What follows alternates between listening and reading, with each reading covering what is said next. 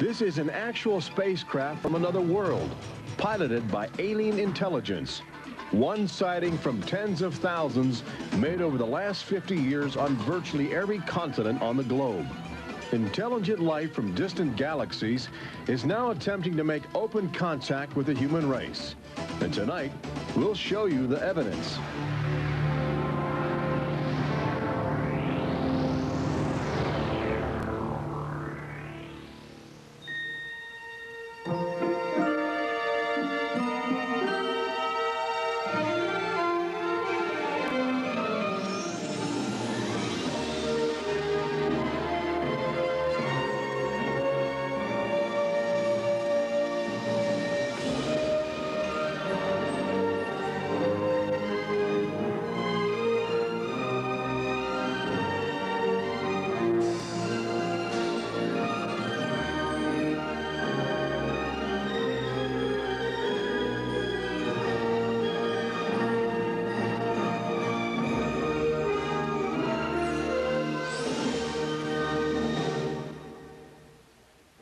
Tonight we celebrate the new Tomorrowland at Walt Disney World in Florida with a television special that's out of this world. Hello, I'm Michael Eisner, head of the Walt Disney Company.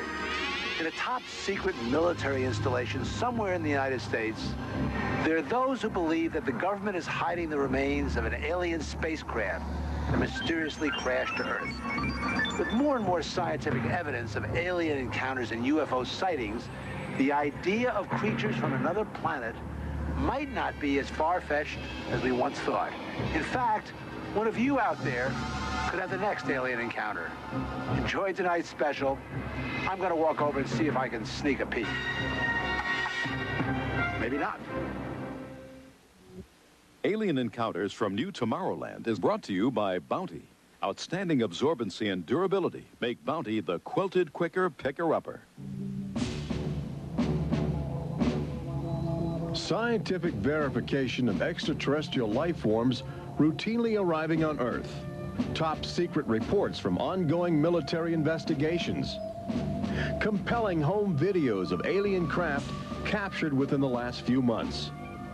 World figures who have gone public with their own extraterrestrial experiences. The shocking history of government misinformation programs designed to prevent widespread panic. And personal accounts of those who have been abducted and studied against their will. It's happened to me, it's happened to my sister, and I believe my mother. My son looks me straight in the eyes, and he says, "They took blood out of you, Mama."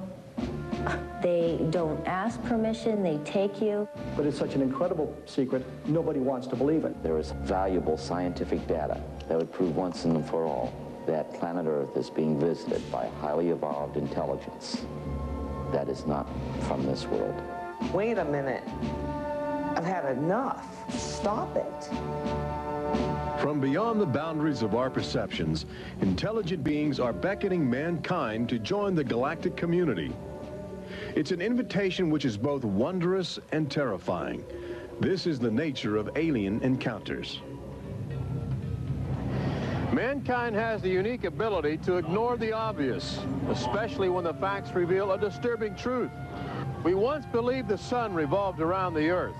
When Galileo demonstrated the reverse is true in 1634, he was charged with heresy and placed under house arrest for the last 8 years of his life. The charges were later dropped, 342 years later. Now, as we approach a new millennium, mankind is in the midst of the most profound event in history, actual contact with intelligent life from other planets. For nearly 50 years, officials have been documenting routine alien encounters here on Earth. And thousands of people have seen or experienced this alien presence. Yet many others still refuse to acknowledge the obvious evidence all around them. What is it like to be confronted by a creature whose intelligence and skill is far beyond the comprehension of mankind? Would it be enlightening? Would it be an exercise in terror? Or perhaps both?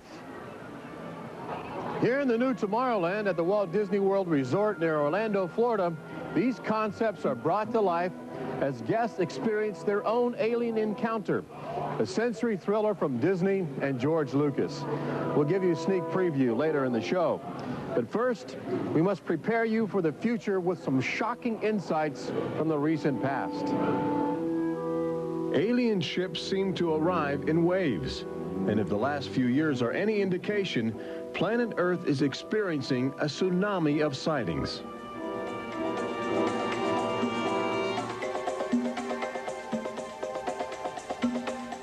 Mexico City, 1992. If you were arriving from outer space, this would be your first stop. It's the world's largest metropolitan area, easy to spot from a distance. Saucers arriving here have an affinity for military helicopters. This one was caught stalking a squadron during a national holiday celebration. Dozens of people videotaped the craft. Millions more just stared in disbelief as it covered 200 square miles of territory in a matter of minutes. Canada, 1991. In a residential area just outside Ottawa, this alien ship was photographed landing in what appears to be a prearranged site. UFO investigators claim the structure of this craft reveals a technology previously undocumented. This sighting is known as the Guardian case, named after the pseudonym of the photographer who wishes to keep his identity secret to avoid harassment from local authorities uncomfortable with the notion of alien intruders. For the last few months of 1994 and lately in 1995, Gulf Breeze, Florida has been ground zero for alien encounters. Especially during the day, extraterrestrial craft have become common ornaments in the uneasy skies. Over those dunes right there. There she is right there. Oh my God. Residents of Gulf Breeze routinely aim their home video cameras at the horizon. More often than not, they capture an astounding alien display. Look, there it is. Right out there. So it looks like an egg on top and an egg on the bottom. You would think these alien sightings would be front page news. So why have they received almost no national attention? The answer is simple. For governments determined to maintain their authority, extraterrestrial contact is pure dynamite.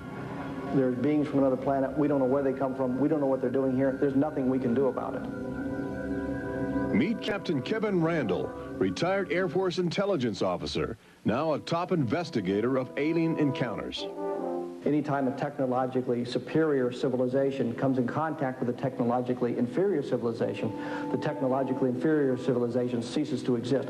Not necessarily through conquest, not necessarily through invasion, but because the technology changes the underlying social structures of that civilization and it disintegrates. Those fears are reflected in a 1960 federally funded study by the Brookings Institution, which warned that public knowledge of alien life could cause civilization to collapse. So they began a policy of covering up and hiding the information, but they also began a policy of ridiculing, so that people who really see something are afraid to come forward. This isn't right to do the ridicule. I mean, a lot of people suffer. Retired Army officer Clifford Stone certainly suffered after he began private research into the UFO phenomena while still in the service. Well, I was given a lawful order while I was in the military to back off. I refused that lawful order. That resulted in me having to go to be psychoanalyzed, which kind of backfired on my command. But I was actually given a lawful order not to write to members of Congress without first getting it approved through my command, and not to talk to members of the media. Of course, I went out and violated all those directives simply because I felt they had no right, that I had a right. He also has determination. This collection of classified government documents represents years of determined effort by Stone to open the UFO files and offer fresh leads to investigators on the trail of the truth. It is not surprising that this book is making top military officials very uncomfortable. I think that some of the underlying concerns they have is the impact it will have on society as a whole if the information is ever released. But why have aliens chosen to visit our small blue planet? hidden on the distant fringes of an insignificant star cluster? Well, we invited them here. When we return, what is attracting alien visitors to planet Earth? Extraterrestrials take aim on America's military. A crashed saucer becomes a top-secret bombshell. The nation's capital becomes a cosmic crossroads. And later, how Disney Imagineers have designed a way to prepare humans for their inevitable alien encounter.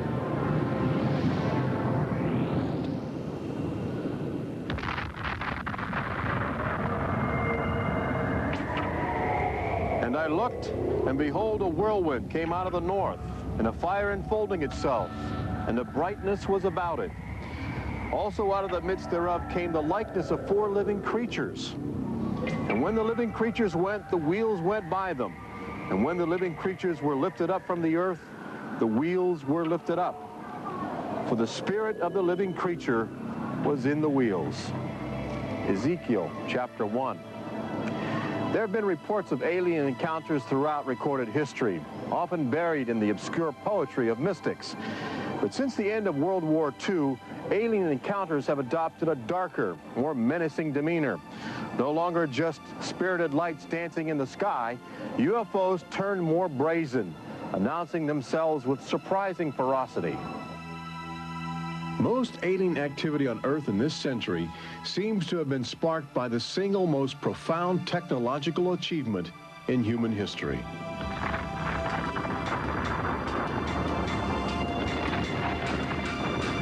The atomic bomb did more than blow away every conventional notion of combat. It also saddled mankind with the awesome responsibility of life and death for the entire planet. But what the world didn't know in 1945 was that the atomic bomb's brilliant burst of energy would also be mankind's cosmic calling card, announcing to the universe that a technological society had evolved on a small blue planet in the backwaters of the stars. So as the world celebrated the war's end in 1945, aliens who heard man's atomic trumpet were already charting their course towards Earth, responding to our open invitation. As early as 1947, the large alien ships began to arrive, navigated by living creatures. Their advanced physics allowed them to traverse the galaxy and pierce Earth's atmosphere with amazing speed. The U.S. military immediately went on the alert against the unknown menace. Sightings were perceived as threats to the security of an America still reeling from the edgy consciousness of war. And the sightings were taking place all across the country. I glanced up and there were 3 flying saucers in a V with what appeared to be a dome on the top with, I can't be sure, but I believe I saw the sun glinting off of well, windows or observation portholes of sort. I think it was from outer space, but friendly. Army fighter planes are on patrol for flying saucers. Cameras installed to photograph them. Portland, Oregon, the area from which came the first weird reports. This flying saucer patrol shows how the Air Forces, while not putting too much stock in the mysterious things in the sky, are investigating. The control tower's in touch and on the watch. So are a whole lot of people these days. They're seeing flying saucers everywhere. Blocks of fantastic discs flying through the air. But the military finally had to admit that something was happening that they didn't understand, offering their first and only public statement on the UFO phenomenon. The recent sightings are in no way connected with any secret development by any agency of the United States. They weren't always called flying saucers. Some reports claim they resembled other household objects. The public was fascinated and anxious to make contact. But our official response remained aggressive, sometimes sparking deadly games of high-speed, high-altitude cat and mouse. National Guard Captain Thomas Mantell played that game and quickly became a grisly statistic. His last words, as Mantell soared at an altitude of 20,000 feet, are a chilling commentary on the power of the alien ships. I'm closing in to take a look. It looks metallic and of tremendous size. It's going up now as fast as I am. That's 360 miles per hour. I'm going after it.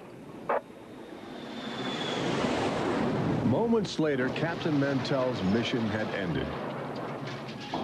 Occasionally, the tables were turned. More than one alien craft crashed and was recovered for secret U.S. military research. The most famous case took place in July of 1947, just outside the community of Roswell, New Mexico. Famous because local officials openly admitted they had retrieved an alien ship before their commanders instructed them to keep the story confidential. What you can't explain, they reasoned, you must deny. July of 1947, the Army Air Forces at Roswell announced we had captured a flying saucer. You can say our government announced in July of 1947 they had a flying saucer. 3 hours later, they announced, no, it's merely a weather balloon. The officers at Roswell made a mistake. But our government has come forward and said, yes, we had a flying saucer. Then they took it back. Any one of your viewers can go back to the newspapers on July 8th, July 9th of 1947, and just front page headline after headline that the government had captured a flying saucer. Don Schmidt from the Center for UFO Studies in Chicago is convinced that the Roswell case is the linchpin in America's ongoing alien cover-up. We have over 550 witnesses. They were there. They handled the debris. They saw the craft. They saw the bodies. They handled the crew members of that craft. And invariably, they all say, this was not from this earth. This is the actual site where the Roswell saucer was discovered, along with the bodies of 3 extraterrestrial missionaries who didn't survive the collision.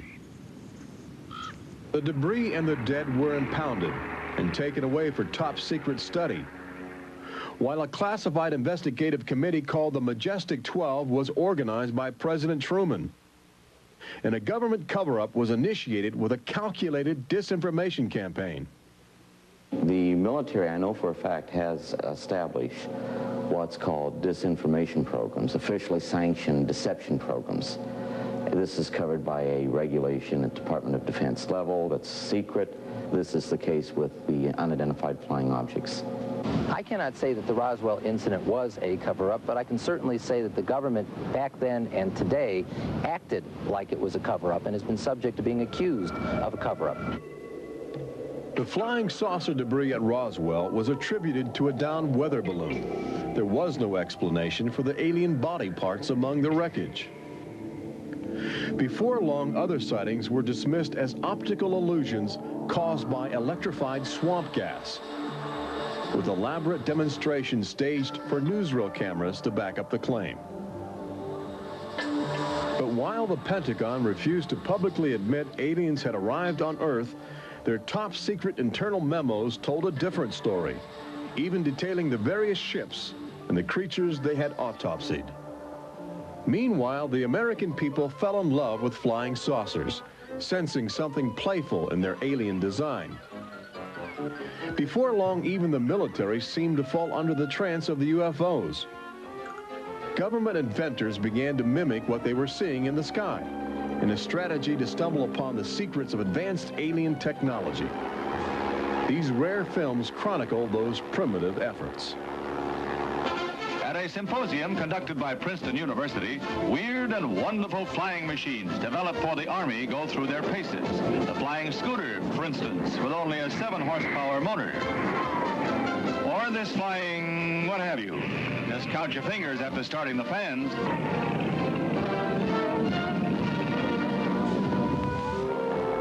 The naive attempts to copy the saucers began to look foolish, especially in July of 1952, when real alien ships were routinely buzzing over Washington, D.C., leading fighter pilots on frustrated chases lasting as long as 6 hours.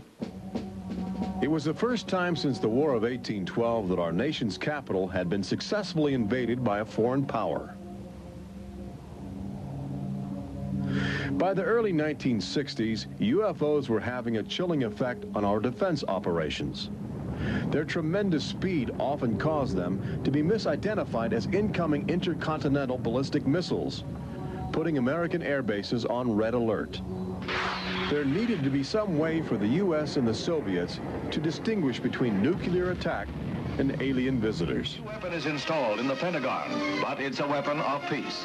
This is the teletype that will operate at the U.S. end of an open line to Moscow. This link, it is hoped, will help avoid misunderstandings that could possibly trigger a catastrophe. Now, a president could be in touch with the Russian premier in a matter of seconds. The hotline between Moscow and Washington was set up so they could go ahead and make last-minute pleas that we're not attacking you and you're not attacking us. The purpose for this was to ensure that a nuclear war would not be touched off by a UFO appearing on the scopes and being mistaken for enemy aircraft. The hotline eased some international tensions, but it didn't halt the interaction between the military and the aliens, which continues to this day. November of 1975, essentially every SAC base in the United States was visited by UFOs.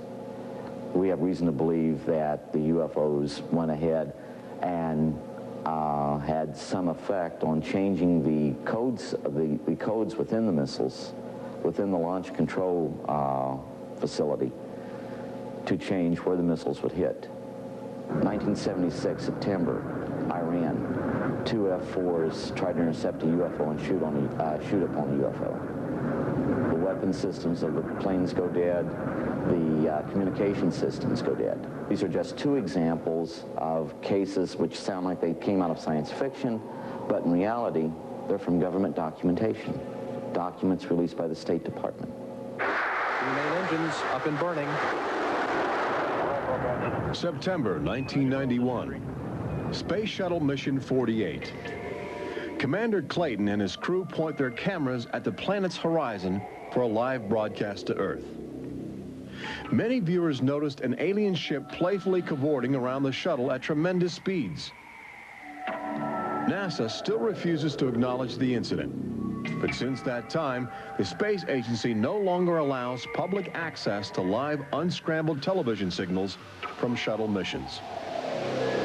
Currently in 1995, the Federal Emergency Management Agency trains personnel with a manual that suggests techniques in communicating with extraterrestrials encountered in the line of duty.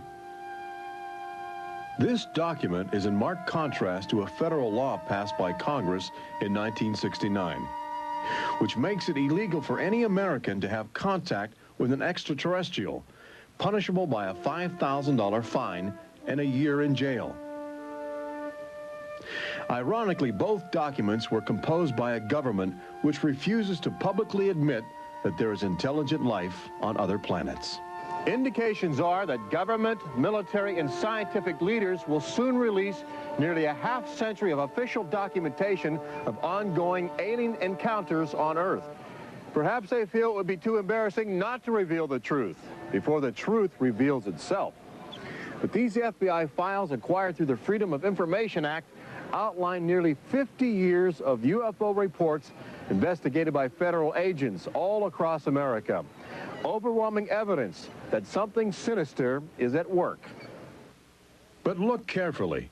The torn pages, the ragged copies, the large areas blacked out in an effort to keep secrets locked away. If we are keeping information, which I am certain we are, from the American public on unidentified flying objects, then we're wrong. Government has an obligation to the people to tell the truth. No matter what that truth might be, the people have a right to know that planet Earth is being visited by a highly evolved intelligence that is not from this world.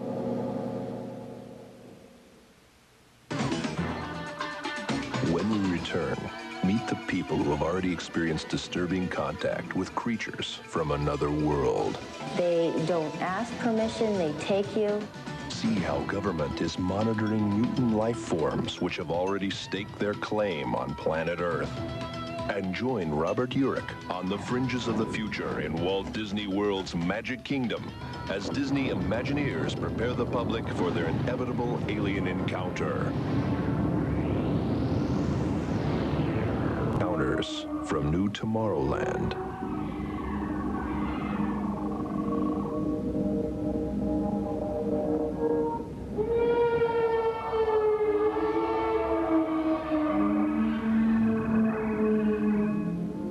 The fact is, everyone encounters alien life forms each day.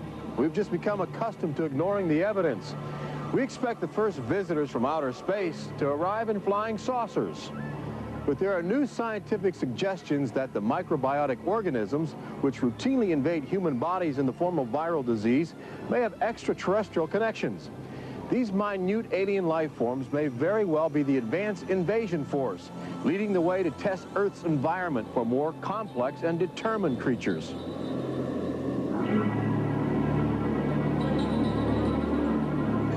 The idea is not new. Arrhenius, a Swedish chemist who died in 1927, first proposed the theory of transfermia, the notion that life is universally dispersed, possibly carried by cosmic winds across the vast expanse of the galaxy in the form of viral spores. Uncovering this mutating alien life is an ongoing government project carried out by scientific teams at NASA. They begin by collecting meteors which have landed on the barren landscape of Antarctica. Here, low temperatures preserve the alien life clinging to 4-billion-year-old cosmic debris. In a specially sealed clean room at the Johnson Space Center, these crude interstellar spaceships are carefully dissected to extract the biotic matter inside.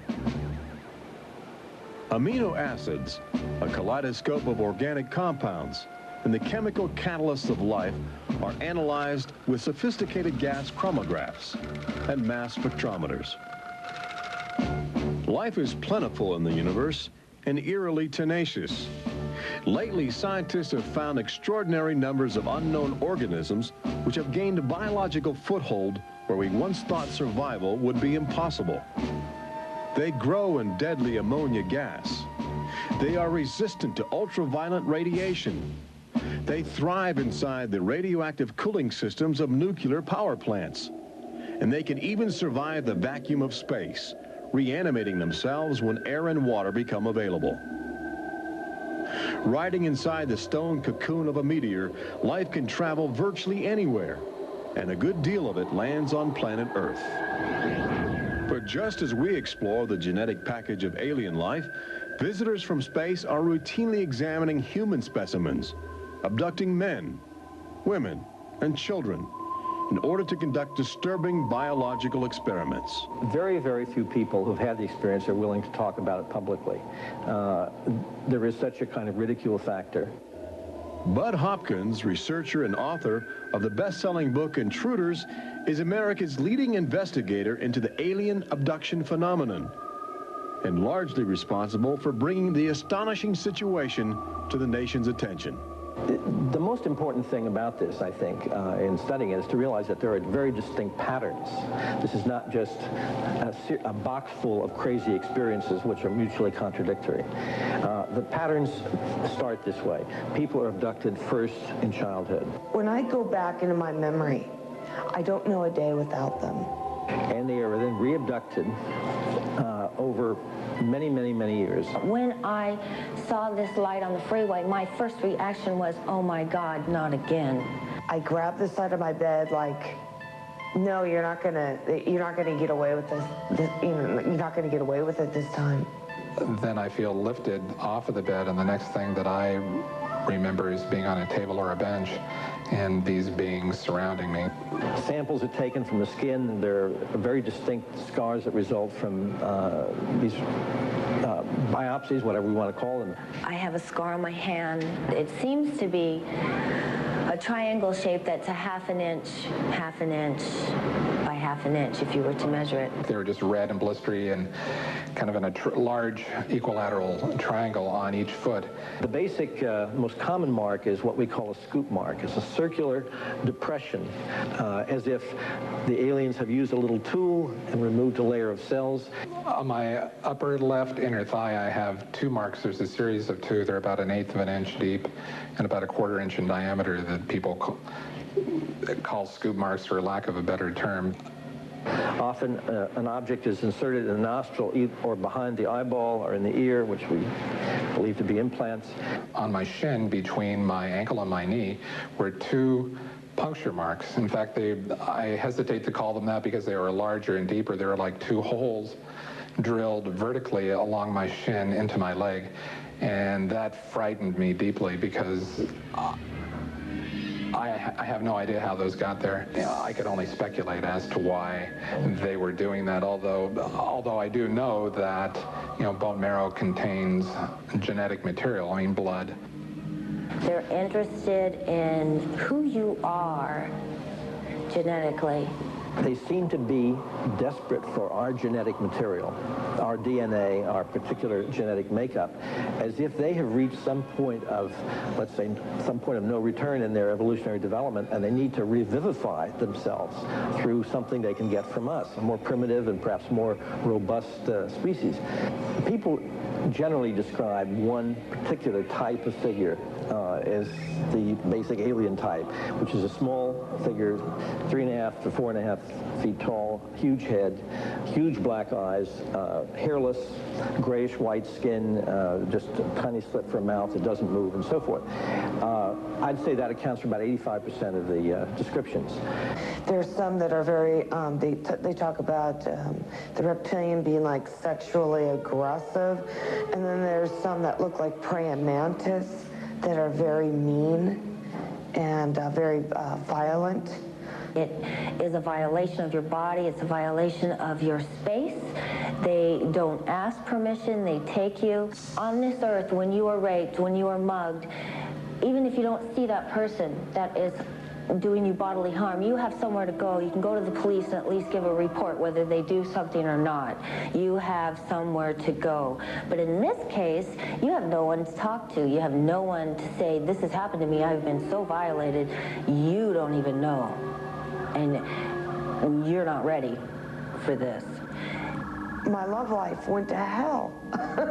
My schooling went to hell. Everything went to hell.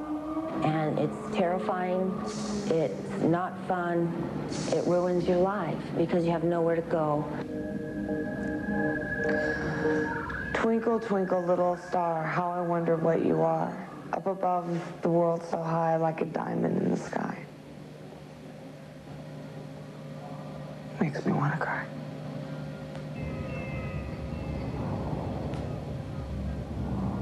Part of the trauma involved in this is our government telling us that these objects don't exist. And I seem, and other members of my family, and other people seem to have these experiences.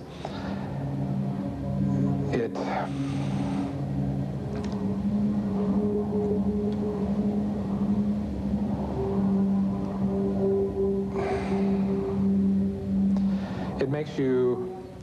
makes you doubt your sanity. The range of people who have had abductions around the world, because it is a global phenomenon, is just, it's a total range. I've worked with people who are of Oriental background, African-American background, Hispanics. I've worked with one NASA scientist, a research scientist, who is an abductee, a police lieutenant from the South, doctors, lawyers. I mean, I've had, incidentally, 7 psychiatrists come to me because of their own personal abduction experiences. The phenomenon affects people from all walks of life. And it has a dramatic effect on families. Debbie and Terry know firsthand. Both are ongoing abductees with deep concerns about the chilling connections between aliens and their children. I thought this was mental illness. Then my son started speaking about little airmen coming into his room and taking us up, and there was even one point where he said, "They took blood out of you, Mama." He wanted guarding all the time. He wouldn't go to bed at night unless I slept with him. He was angry. And the other thing is he started setting traps. One night my husband came home from work and there's these little colored stones all over the garage. And Dale, my husband, said, "What is this for?" And he says, "Well, this is when the airmen come, they slip and fall on their butts." The interesting thing about children is a sort of innocence about their perceptions. I will present these cards of different heads, and there's Santa Claus, Batman, policeman, a clown, Ninja Turtle, an alien. what we do is to see how the child responds when we get to the alien face. And it can be extremely moving, because I've seen children just collapse when they see the drawing of the alien, crying, hugging their fathers or their mothers in terror. Well, she was 4 years old, and she was past bedwetting and all of that behavior. She was beyond that, and she'd never wet her bed. And when we moved to Banning, she started having nightmares every night and wetting her bed. And a couple of weeks ago, she had a bunch of scratches on her face, and she didn't have them when she went to bed. I said, what happened? And it was funny. The only thing I could get out of her was that she asked me, do aliens hurt you? And I went, what? And a woman told me, for instance, that her little girl, when she was first able to talk, would tell her about these nightmares of what she called the bugs coming in the room. And they were big bugs with big eyes. And again, there were some physical marks, all the surrounding evidence suggesting abductions. At one point, the mother, a few years later, was getting out of the car with her daughter at a shopping mall, and the Goodyear blimp was coming over. And the little child said, Mommy, look, don't you remember when you and I were up in that thing with the bugs? The last time I had a session, in that session I actually saw Lexi being escorted by two small grays. And it was very upsetting to me. I could not handle the fact that my daughter was being subjected to something that I had no control over. And when I think you have no control over something, that you're so helpless, it's like your child's drowning or something, and you can't save them. I feel like I'm going to go crazy because there isn't anything I could do for my son. I know. One of the most interesting things, too, from a child's point of view, has to do with the fact that communication is telepathic. One little boy drew on some drawings he'd made for me of the aliens. He put on the side of the head, each alien head, a gigantic ear, just one. And his mother said, what's that? And he said, well, Mommy, I know they don't have ears, but I put that there because, you know, they can hear everything you're thinking. When we return, Robert Urich takes you to the new Tomorrowland in Walt Disney World's Magic Kingdom, where Disney Imagineers are creating extra terror, estrial excitement, preparing the public for cosmic contact with a virtual alien encounter.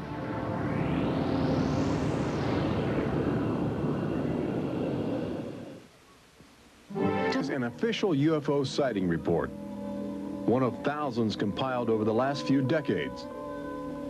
This particular report from October 1969 was filled out by Jimmy Carter. He was still governor of Georgia at the time. He witnessed a luminous object suspended in a twilight sky. Later, when he assumed the office of President of the United States, his staff attempted to explore the availability of official investigations into alien contact. As this internal government memo illustrates, there are some security secrets outside the jurisdiction of the White House. We investigated lights in the sky for over 20 years. We didn't get anywhere. We have over 100,000 cases from over 160 countries in our files at the Center for UFO Studies in Chicago. When you actually take the time to look at the official record, look at the classified, disclosed documents on the phenomena, and I'll guarantee you'll walk away saying, why weren't we told about this? And why were we told something else altogether? We've all been indoctrinated to have this knee-jerk response just to that term, UFO. We have to ask ourselves, who started it? And isn't it about time we go out and find out for ourselves? Every year, NASA routinely propels about 24 astronauts into a low Earth orbit aboard the space shuttle, a loud, lumbering, somewhat primitive rocket ship.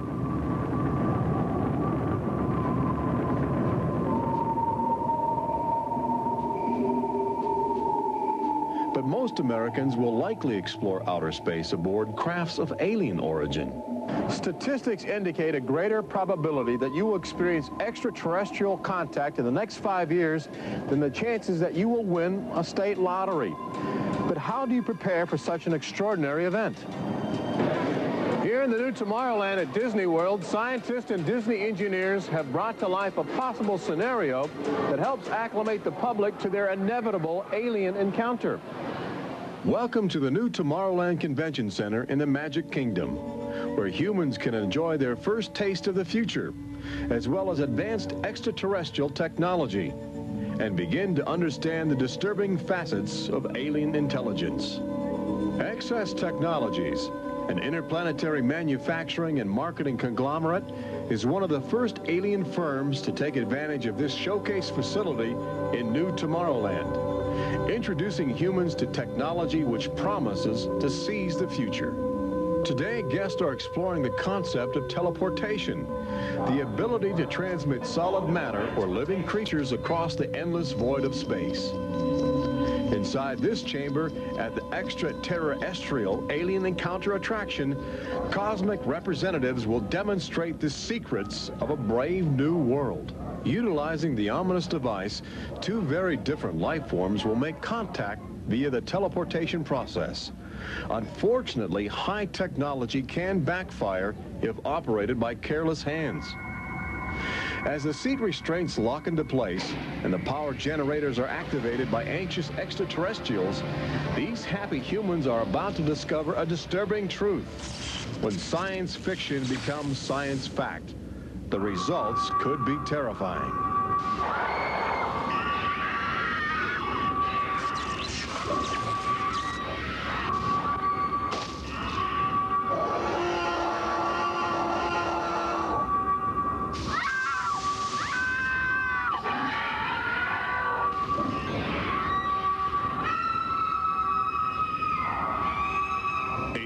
Encounter opens at Walt Disney World summer 1995.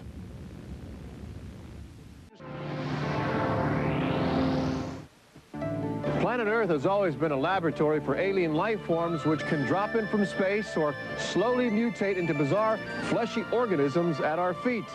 Understanding the nature of these strange creatures from above and below is the greatest challenge of our age. We now know that our future, indeed the future of Earth itself, rests in the balance of the solid and the ethereal, of common sense and the irrational, and our relationship with alien life as grotesque as a fungus or as glorious as the heavens.